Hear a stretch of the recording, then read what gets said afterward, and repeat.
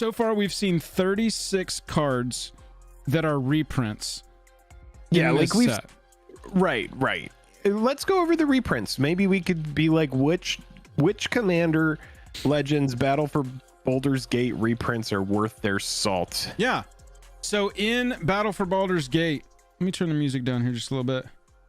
So in Battle for Baldur's Gate, we got a ton of reprints. Well, not a ton, way fewer than we thought. 36 is the number so far. We're on the night before. Previews are completely done. Sure. This is sorted by our rarity, Jake, not necessarily by our price here. We'll do that in a second. But we got one mythic reprint, which was Bramble Sovereign, which was, it's a good reprint. It was like a $15 card that was just going to continuously creep up. Battle Bond is where it showed up first. But, you know, 15 to 18 bucks. We got Basilisk Collar reprint, which not really necessary. We've got a lot of copies of this, and mostly this card has stayed under $5. Shows up in pre-cons a lot. This is one where, you know, we get, it's just, it's an easy reprint. It's not a lot of money. Blade of Selves is nice.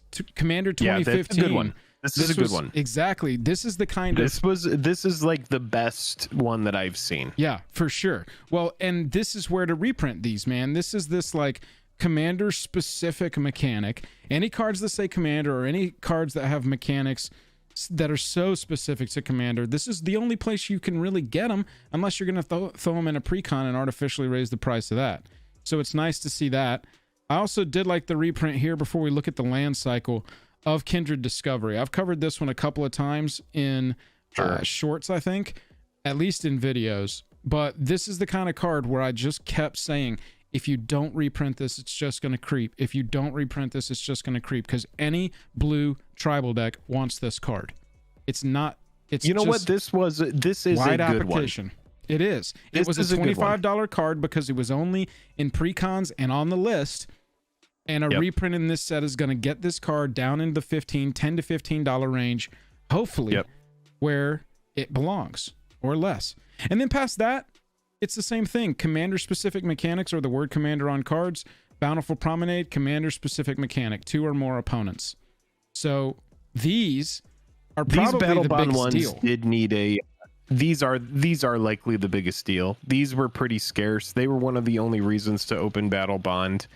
We did get them as expeditions, and that, you know, Zendikar, it's a set that comes with hype. Every time we go there, it's a set with hype. I remember buying these foils when they were cheap, when Zendikar Rising first came out and expeditions were getting cracked a lot. You were seeing boxes that would have the foil expeditions and the non-foil ones and all that stuff.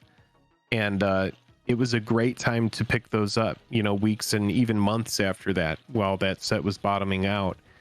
But yeah, I think these are still pretty accessible, though, even if they weren't getting the reprint here. You know, yeah, this will just make them ubiquitous a little bit. This will get it to a point where you're not spending 30 on land, right?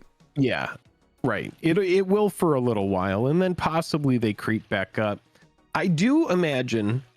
I mean, Reflecting Pool is really good too. Yeah, I do imagine that it's always good to reprint Wizards of the Coast is they know that the name of this set, given the popularity of the first set, is going to draw a lot of people in. That's your conspiracy hat, right? Is like just slap that name on any set and it's gonna sell more. Possibly. Yeah. I mean, we don't even have the big jeweled lotus of the set. Like, what is the best card in the set? I don't think. I mean, let me look at it right now, but I don't think we're really gonna get a card like that. I'll sort by price right here. But I think that Ryan in chat says it best. Baldur's Gate was never going to eclipse Commander Legends because we knew that it had a theme that it had to live with. But overall, it was a pretty disappointing set for reprints, and it really was. We thought it was going to be a reprint set, and it wasn't. You're looking at your Ancient Dragons here that are your top dollars. That's not correct. That will not hold that price. Elminster and Minsk, these will be cool right out of the gate, and then they'll cool off in price. You'll be able to pick these up probably 2-3 weeks in for their lowest. But there is no zero cost mana rock that's going to cheat your commander out early. Nope. It just doesn't exist.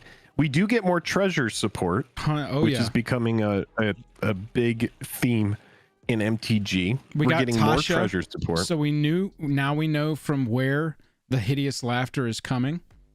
That's right. That's right. Yeah, I mean, as far as the reprints go, it's not a reprint set. That's just kind of the bottom line. That's the button right there, is that we assumed, we were never told, but we assumed it was going to be a reprint set. But it's been you start to draw disappointing. those lines. You start to say, okay, you know, if the first set had this, you know, kind of theme about it, then this one must have that kind of theme. I would say this, definitely don't overpay for the Commander Legends product. I think a lot of players that aren't certain, I mean, look at this. Yeah, you have mana drain cards. We're reprints in Commander Legends. 360 cards. Well, keep in mind there's going to be probably variants of those and stuff for too, sure, right? For sure. Yeah. But you're looking at, I mean, just like heavy hitters. This is sorted by price. So your top row is just destroying.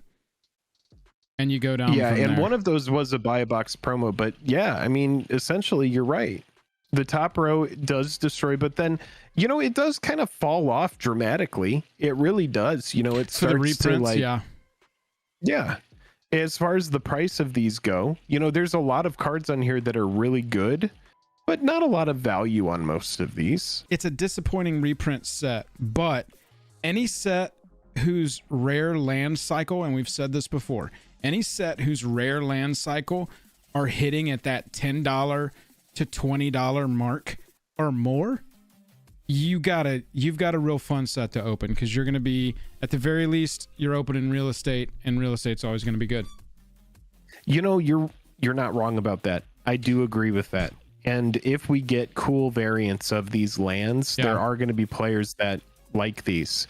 You know, the thing that is so attractive about these lands is they're essentially like a budget dual land. Now, most players that, you know, are going to play competitively, they're going to be like, well, why not both? Right? It's like you run the Underground Sea and you run the Morphic Pool.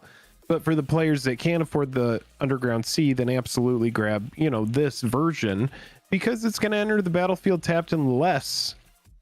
And that's a big thing there in this format. That is going to be easy to achieve. It will. I mean, it is of note. 2 or more opponents. It's you're always going to have that. It's of note that this will be our first time getting these extended as well. So these extendos, the foil extendos, are really going to be a good price.